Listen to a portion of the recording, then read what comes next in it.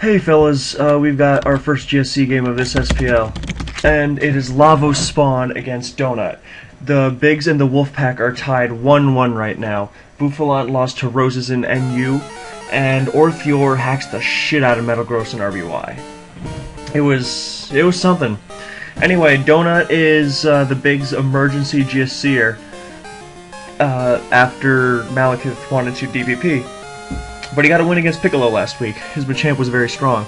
So, Lavos switches out his Fortress into Suicune, figuring he's going to stall the guy who's not that familiar with GSC, which is not a bad pick. If there's any gen to do that the safest, then it's probably GSC. And Suicune dodges a Thunder. Nidoqueen versus Suicune is a dicey proposition because they speed tie, and Thunder has a lot of rolls in it. Anyway, Nidoqueen doesn't want to face off against, or Fortress doesn't want to face off against Nidoqueen because of the threat of Bubblygus or the odd Fire Blast. So Suicune, a Rest Hawker, takes both those perfectly. Nice move up on Lavos' end. Standard move, really. But a nice move on d0nut's end, throwing at the Thunder. Because, you know, paralyzing Fortress, if it's a Giga Drain set, that'll help it against Cloyster's, that'll help his Cloyster out when surfing it down.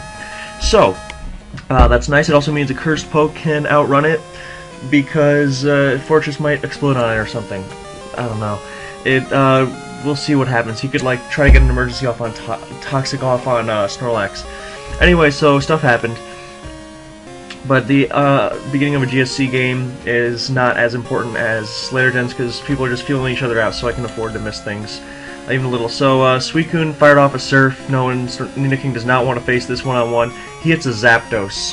And double to Exeggutor on the Raikou switch. Nice optimal move, because Exeggutor also does not mind facing Suicune, but it was definitely switching out there. It catches Raikou, Reflect on Sleep Powder Miss, so it is in all likelihood not a Rest Hawk Raikou, and the Lavos switches in Skarmory to absorb the sleep, because Skarm can sit in on Snorlax as long as it's not Drum and Burn turns, or Fire Blast of course, but Skarm's not beating it in that case anyway.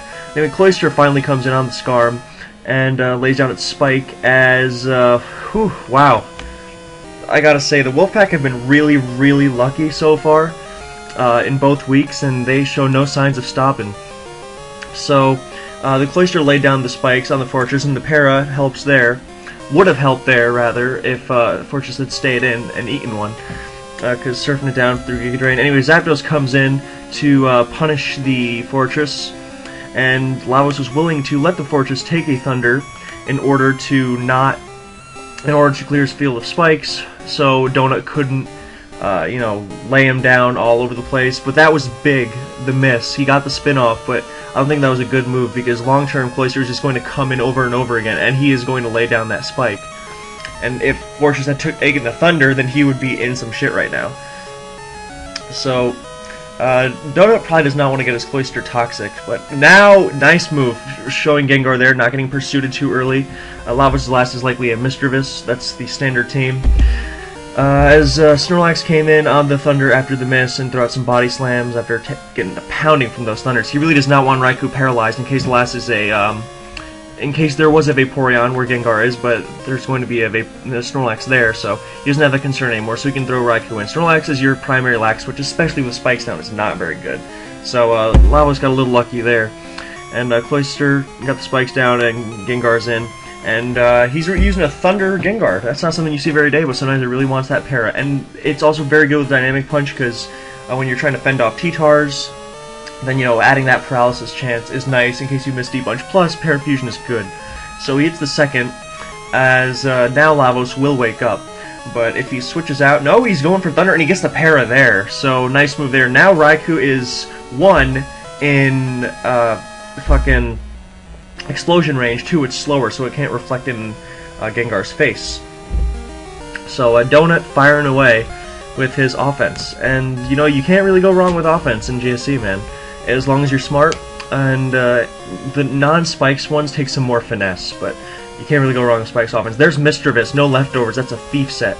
He probably does not have Fire Blast, so Gengar, and the lack of Pursuit means that Gengar is going to be a pain in the dick hole, especially for the lax that likely, he was probably just trying to burn off some sleep turns.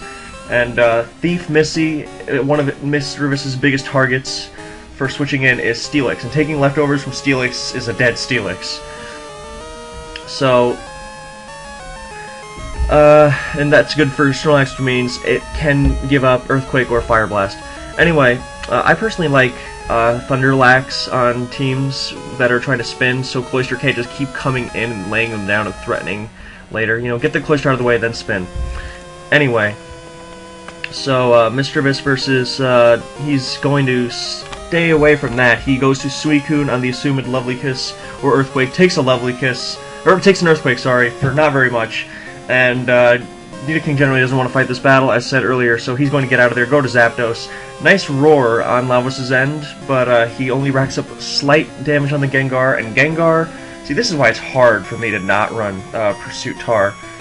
I mean, Umbreon kind of does the job. Houndoom is sort of... Yeah, it's Houndoom. It's kind of a riskier poke. I mean, it's good, but it's riskier. But it's just... Gengar running wild like this... Well, if your team is offensive, it's not as big a deal, but when it's defensive, you are in trouble. He doesn't even have to keep booming. He doesn't have to boom this, and I think booming Gengar would be a huge mistake, because that's just a waste of it. He can just go to Nidoking and keep terrorizing Lavos' team. See, Snorlax... Oh, that's a waste, man. You could have... Now he gets to burn a sleep turn. He could have just gone to Nidoking like he does there. But now Raikou wakes up earlier. I mean, it's not a huge deal, but... And I suppose he could have killed... It's a fair trade if he can get it, I suppose, because he could have killed Raikou for free. There's Thunder, there's the Para, and I think Lavos... Well, this is why I don't like Stall all that much. And Nidoking is just death for this kind of team. I believe it's Baika/SK's team that was used in... SPLs 1 and 2, maybe just one of them, I think, definitely 2, I think. But, yeah, Nidoking, this is a very common GSC team, and it gets, Nidoking really, really troubles it, as you can see. I mean, Suicune is a decent check to it from full HP, since they speed tie, and Rest Talk is good, and you get better talks if you use Ice Beam, although he's got a Roar here. Rest Talk Roar isn't unheard of. I mean, the GSC Sleep Talk mechanics mean that if you Sleep Talk first, your Roar will fail. But it's still seen because Suicune wants to be useful while sleeping. You know, whether just Sleep Talking another Rest or a Surf, giving yourself that chance is great. So, what happened? There's the Thief on Exeggutor, and what we missed was Mischievous using Hypnosis, and I do not agree with that at all, especially when he had Zapdos. Maybe he was fearing the Thief and just wanted to pound Missy into the dirt. I don't know how likely... It's not very likely that there's Lax's Mono, because he doesn't have Pursuit to get rid of Ghosts, nor a way of really luring them in, besides, you know, Cloyster and hitting them with a couple Surfs, but come on. So, there's a nice double on Lavos' end. And he takes Exeggutor's leftovers, and Lavos is still in this because Nidoking went to sleep, which I thought was not a good move. Because Zapdos does not need leftovers to function in this battle, because it's going to come in on half the fucking team and just pound out Thunders. It's not going to be needed to, you know, stay in on shit forever. I mean, it's nice there, but that... And the potential Hypnosis, I mean, Nidoking just shouldn't be fighting Missy like that. Especially because without Perish Trap shit, then it can run Hypnosis, and Thief Set generally doesn't run that. So, now Roar Raikou is going to town. And that earlier Wake Turn is sort of biting it in the ass. Although Reflect Roar is a great set, but it is walled by Nidoking. It's just that roaring everything else around is kind of a pain in the dickhole. Anyway, d0nut finally reveals his Snorlax. And Lavos can just sort of stay in and roar. I mean, he's behind Reflect.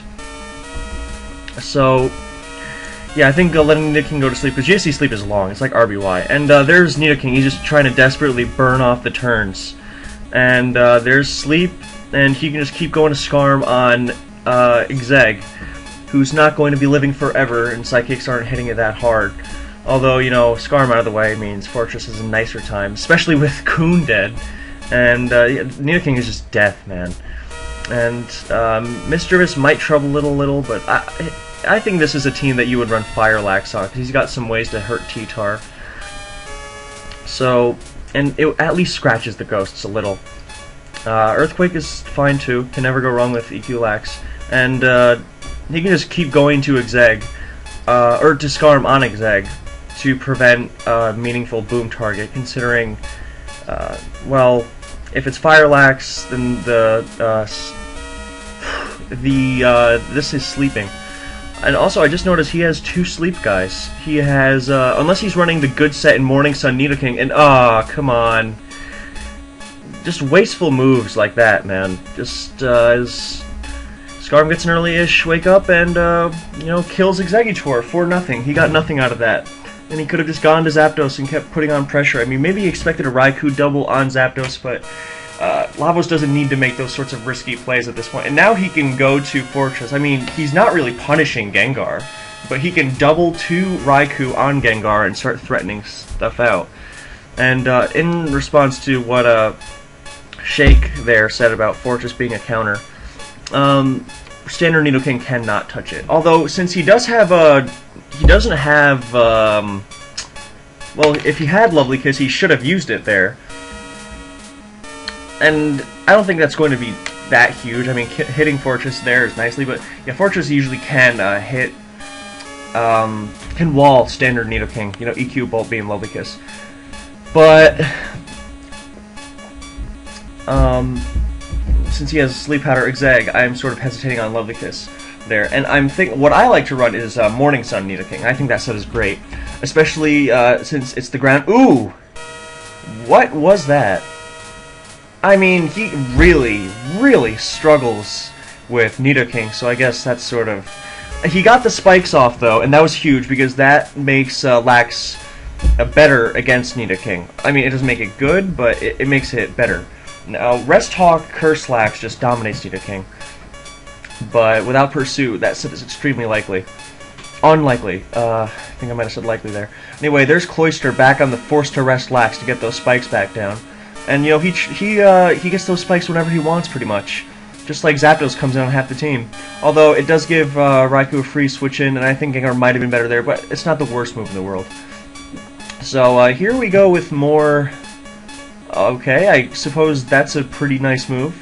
Although, if he get... Now, with Thief being a non-factor and Hypnosis revealed, he better go to Zapdos. He does, and there's Zapdos slept. And, good, that's good.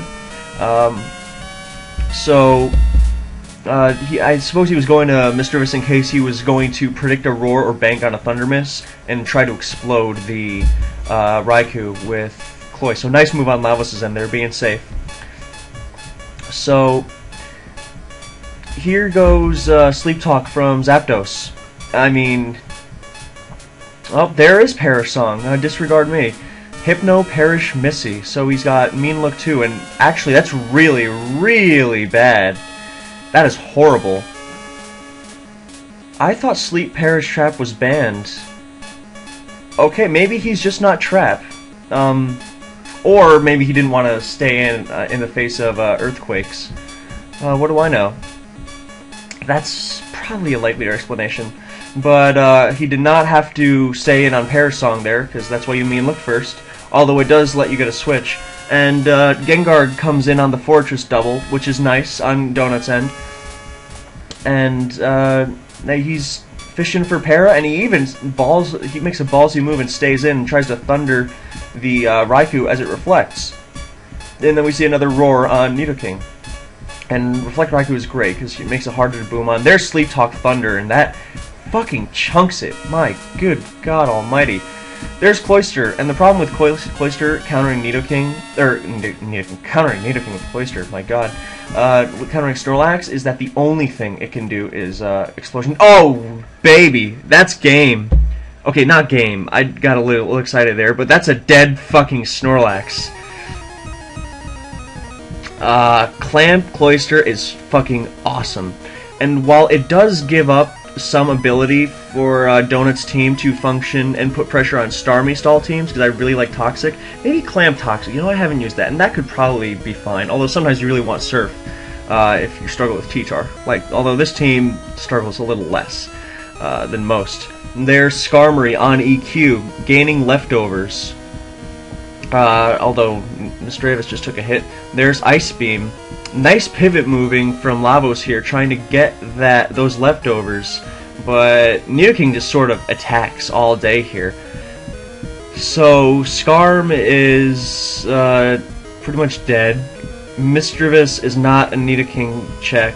Raikou can't even touch it. Perhaps he's hoping on stalling it out of moves. Yeah, good luck with that. Look at all those moves used. Yeah, this is why I don't like running standard stall. And Nidoking weak teams in general, they get fucking hammered, man. He could even use Thunder and try to catch Skarm, trying to switch stall it. Nope, he's going to be safe and go for Earthquake, and Lavos is a desperate man right now. He's doing ballsy shit. He might even... I mean, I can't even accurately say what he might do, because at this point he's just trying to stay alive through whatever means possible. So... There's another. I was going to say he might Earthquake, but, I mean... There's Thunder on the speed type. There's Pain Split. Oh, so he's... Okay, so no Sleep Perish Trapping. That's a nice thing. I guess Perish Song is just for last poke stuff, which is totally viable. And really nice call now that I think about it. And Pain Split is a nice Missy set. Oh, there's a Thunder... Well, he's been hitting a lot, so we'll call that. Fair thing. And Pain Split is nice. He got a little health back on Missy. And that's HP Ghost Fortress.